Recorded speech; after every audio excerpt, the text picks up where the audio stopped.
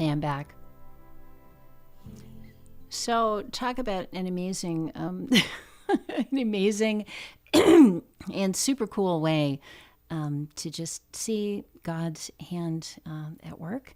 That someone prays and someone else 1,000 miles away in traffic on a freeway thinks to, is first of all stuck in traffic to the point where they can pull out their phone, and then pulls out the phone and calls that very person who had asked God to send him their way. So he's doing a lot of that lately. He's doing a lot of connecting people and bringing people together and answering prayer. There is the time that we're living in. This particular period in human history is pretty amazing in a lot of ways. For the last, as long as I've been alive, it has been challenging to get the word out about God. It has been challenging. People didn't want to hear it. It was almost like people had their hands over their ears or their hands up in front of their faces and said, "Don't tell me, I don't want to know." Now, in this window, and I think it probably started when AI came out. Now that I think of the timing, I think it coincided with that.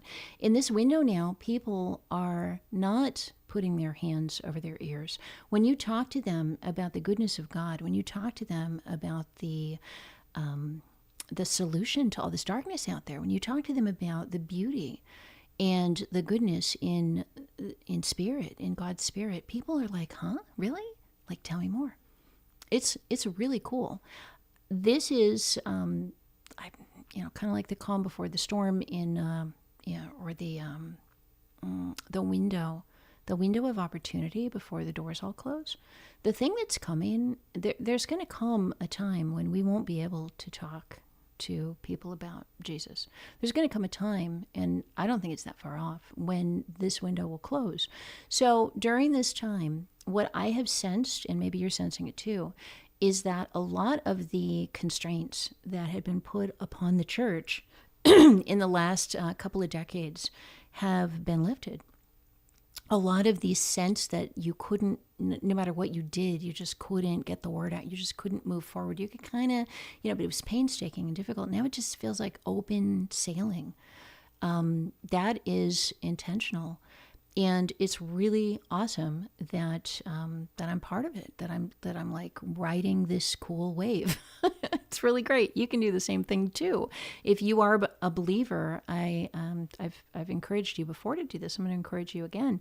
Try just talking to people about the goodness of Jesus Christ. Try talking to people about the goodness of God.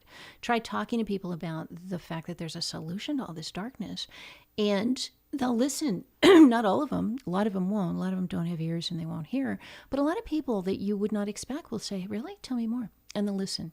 So that's the point, the period of time that we're living in. And this whole last year that I have been, like Esther, getting prepared, getting trained, getting, bathed in donkey's milk or whatever the heck the equivalent is. For me, this whole last year has really felt like a time of preparation. And now that I'm fasting for next year, this coming year, it feels like a time where things are going to start happening. And here's the interesting thing. So about a week ago, I was talking to actually Scott Barnes, the makeup artist, the just very good Christian friend of mine. And I was talking about feeling overwhelmed, feeling stressed, overworked. There's so much to do. And I love the work that I'm doing. I love it, but I can't get everything done. And I'm like dropping balls. There's places that I just can't finish everything. And I gave him a list, and there's like 5 projects I'm working on. I'm writing a book. I have a deadline, self-imposed, but to get my book proposal done by September 15th. All right, well, that's, if you look at the calendar, it's less than 2 weeks away. We just last night, actually, was it last night? Yeah, just last night. After the show, spent 5 hours taking our very first beloved sister in Christ through the steps to freedom. So literally last night, we launched the deliverance ministry here at the church. And so yesterday, my daughter, got off her trip, and then I came back from Detroit, And Caravan to Midnight, it's probably good that I didn't do my show because they had a guest booking form that I needed to fill out by 5 p.m. And had I been doing the show, I couldn't have done that. So I took the time I would have been doing the show because it was late anyway, and I filled that out.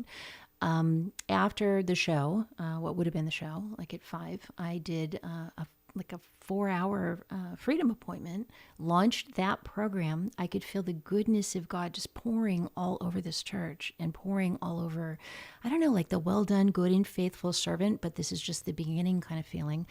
And then we finished that up probably 9:45, and at 10:30 I was on the air with Caravan to Midnight doing an hour-and-a-half show on national radio, talking to a whole lot of people. Maybe some of you here are listening and found me from that. So it was amazing, just absolutely amazing. And it's just gonna get more. I don't know. Like, I feel like it's just the beginning of goodness. Let me talk to you about fasting. The toughest things in my life. Let me qualify that. For the last 10 years, I responded to the toughest points in my life by fasting. I first learned about fasting. I'm going to post a link in the archives. I'll have Lori put it up, to Derek Prince. He is a New Zealander and longtime, really, really wonderful, man of God, preacher, and one of the few people who broadcast their ministry, who I absolutely just think is amazing. Derek Prince, I found his speech, his talk, his video on fasting. It's about an hour long, and it is amazing. He talks about how the Lord says, when you pray, go into your closet. Don't pray in front of everybody else, and when you fast, don't. So he gives instructions how to pray. Don't pray in front of everybody else, hoping to get everybody noticing you. And when you fast, don't, walk around with a hangdog look on your face and say, "Oh, I'm fasting for the Lord." No, hide it. Keep it to yourself. Keep yourself groomed. Keep yourself looking cheerful, and don't even let people know you're fasting, because those who get the admiration of other people for what they're doing, they get their reward. But if you really want the reward from me, you don't seek after that recognition from other people.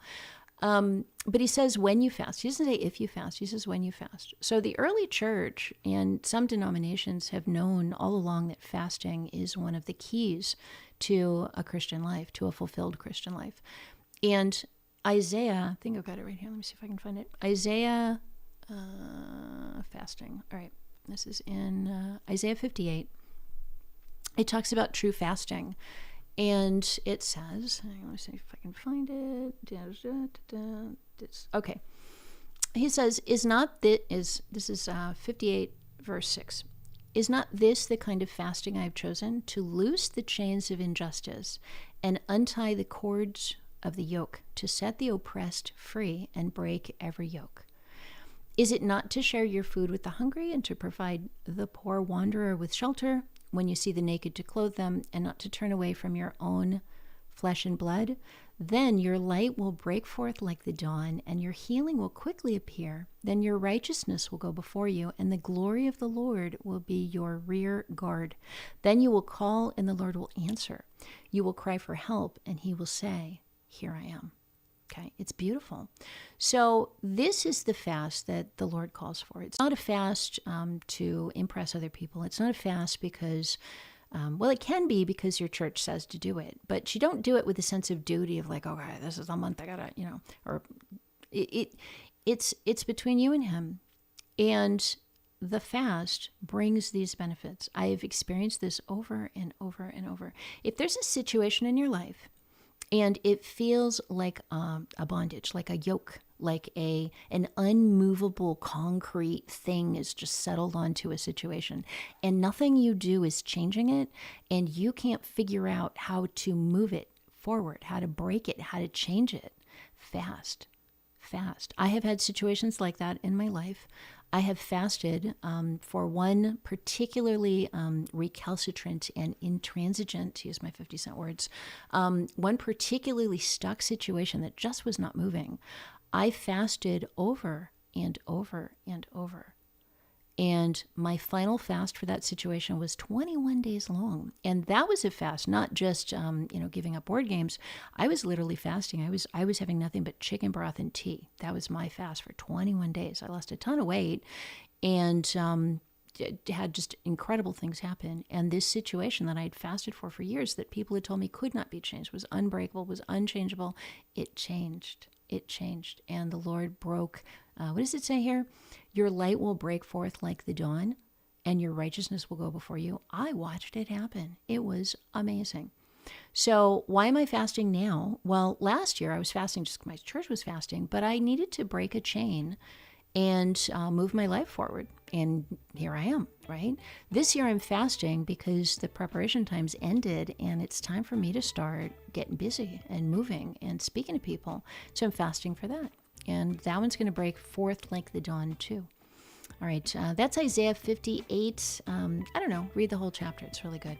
All right, I'm Katherine Albrecht. Stay tuned, and I'll be right back. I've been hearing a lot about the LifeWave patches, and they sound amazing. And I'm thinking I want to try them for myself. But can you tell me how they work? You wear the patch, which is about the size of a quarter, 12 hours a day, 12 on, 12 off. And the patch uses your body's own light and energy and copper peptides to reactivate the dormant stem cells in your body. Once a stem cell has been reactivated, it can be used by any of the cells in your body that need it, creating a healing and growth process you haven't experienced since your youth. So in a nutshell, this is how the LifeWave X39 patch works. You can purchase the LifeWave patches by going to americasfreedomnetwork.com. Then click on the Natural Health Products button at the top of the page. That's americasfreedomnetwork.com. Look, this product works, and you've got nothing to lose because there's a 100% money-back guarantee. That's americasfreedomnetwork.com. Thank you. It's time to listen to Fake News Friday. Every Friday from 3 p.m. to 6 p.m. right here on 1360 KHNC. You can tune in and watch Jason live at Fake News Friday Show on rumble.com. Don't miss it. Enjoy your Friday drive time with Fake News Friday. Every Friday from 3 to 6. Let me tell you something. If you're not listening to Swamp Fight, you're simply not listening. Tuesdays and Thursdays at 4 p.m. right here on AM 1360. The Roar of the Rockies, Northern Colorado's best talk radio. Want to comment on today's subject? You can. Call or text Katherine right now at 877-536-1360. That's 877-536-1360.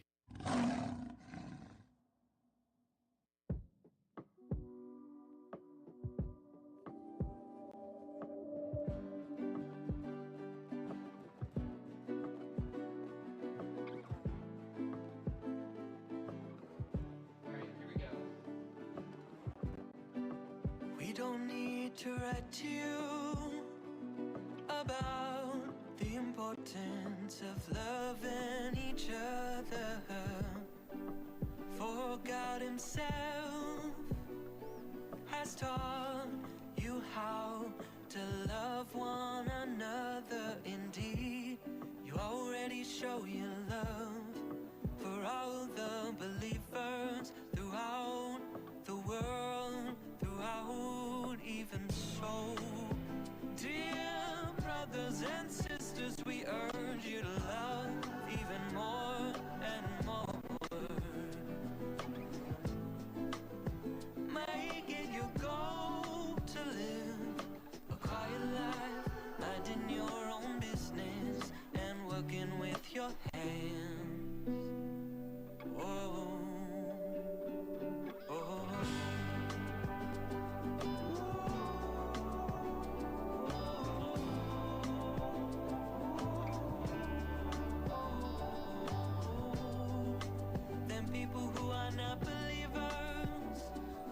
Respect the way you live, and you will not need to depend on others. Dear brothers and sisters,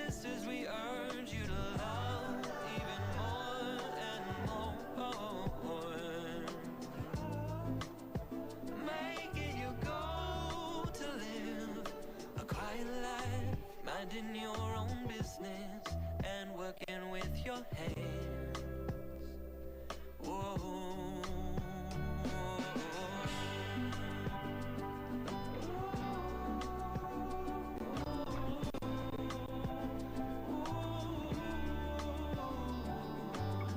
All right, I'm back. All right, talking about fasting, I can't recommend it highly enough. There are several different kinds of fast. There is there's the physical fast, which puts you in ketosis, and that is its own really interesting thing. That's what I was in for 21 days. That changes the way your mind operates in a really good way. It is part of the physiological system that when you don't have enough food, the first couple of days, well, so let me talk you through just a keto fast, or, I'm going to call it a keto fast, but it's when your body switches from glucosis into ketosis. Now, glucosis is what all of us are in all the time. If you're eating carbs, vegetables, fruit, juice, sugar, whatever, if you're eating normal food, your body is using glucose in your food to fuel a glucose system in your body that gives you fuel. If you do not have any glucose in your body, it's almost like turning off the electricity from the power plant and turning on a generator, that your body will kick into a different mode of energy production called ketosis. Now, we've heard about ketosis, the keto diet and all that stuff. I'm not even talking really about that.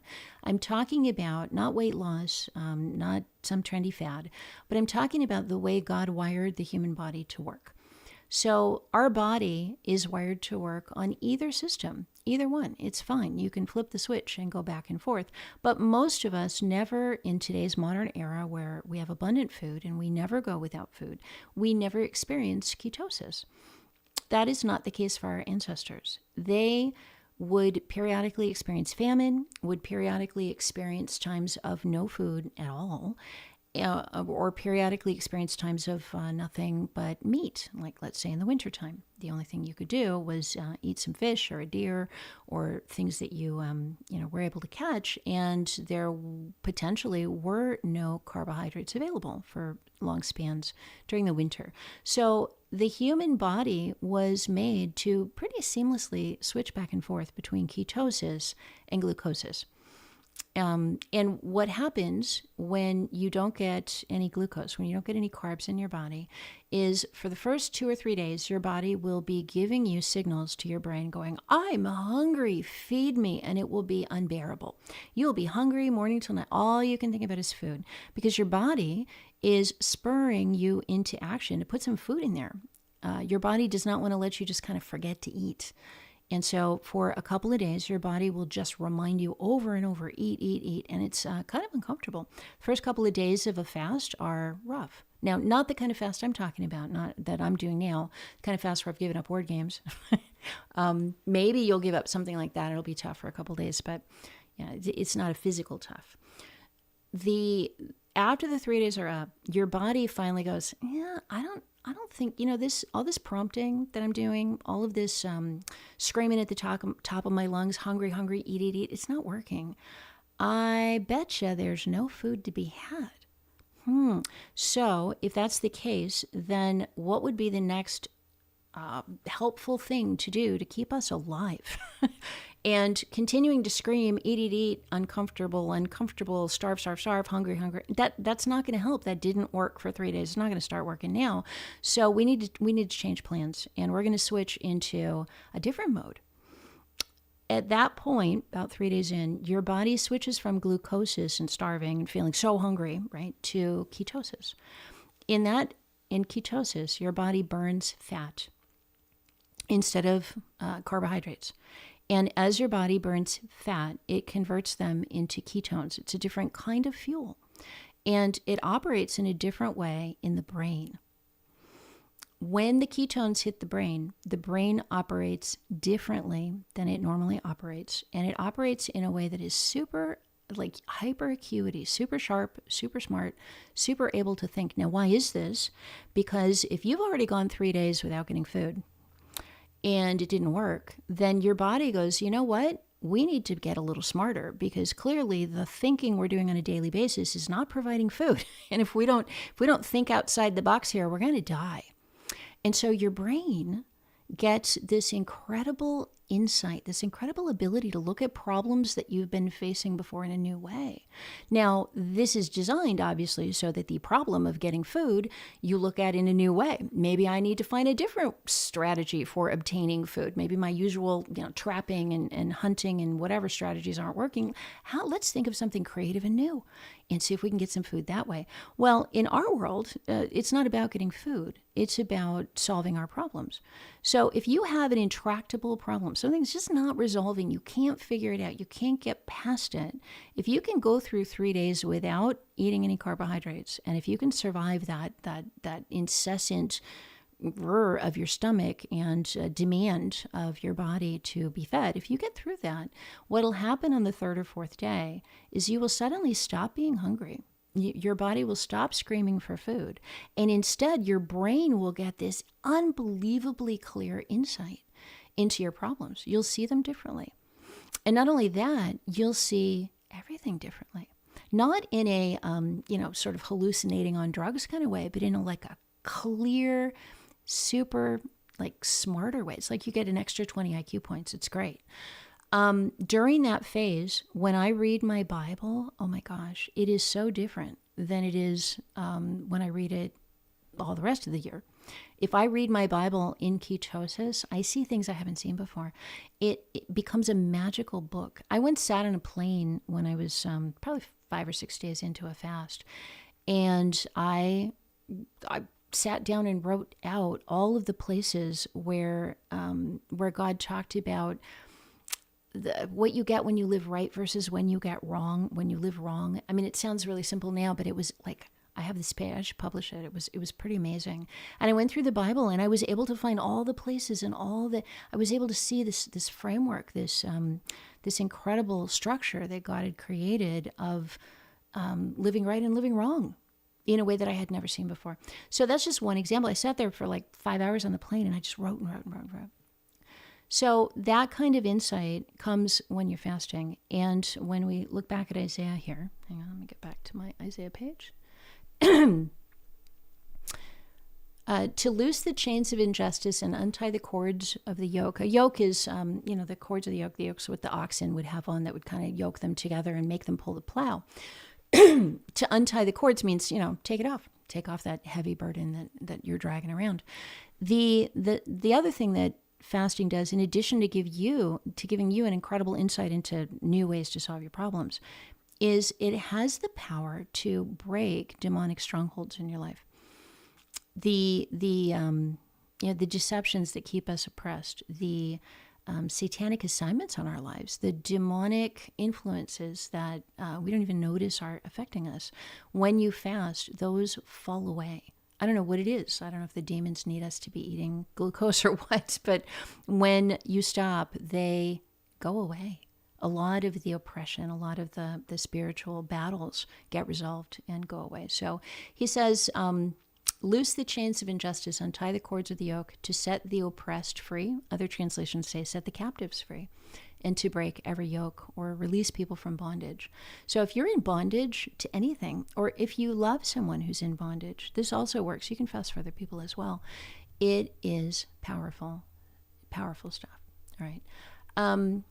It also says, if you do away with the yoke of oppression, with the pointing finger and malicious talk, and if you spend yourselves in behalf of the hungry and satisfy the needs of the oppressed, then your light will rise in the darkness and your night will become like the noonday.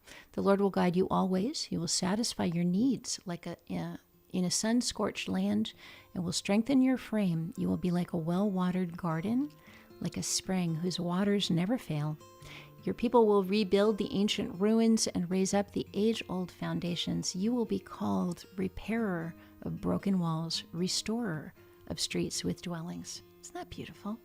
Yeah, it's just, and it's true. It's absolutely true. All right, I haven't said enough. There's a lot more I want to say about fasting. So think I'm going to talk about it again tomorrow. So if you're interested in knowing the specifics of how I do it, the easy way that you can get started and some tips on it, and I'll share some insights from Derek Prince and from scripture on it as well. I'll be back and do that again tomorrow. All right. Meanwhile, thank you so much for listening. Stay tuned because I think this next year is going to be amazing. All right. Glad to have you guys on board. Thanks for listening. All right. God bless you. Bye-bye.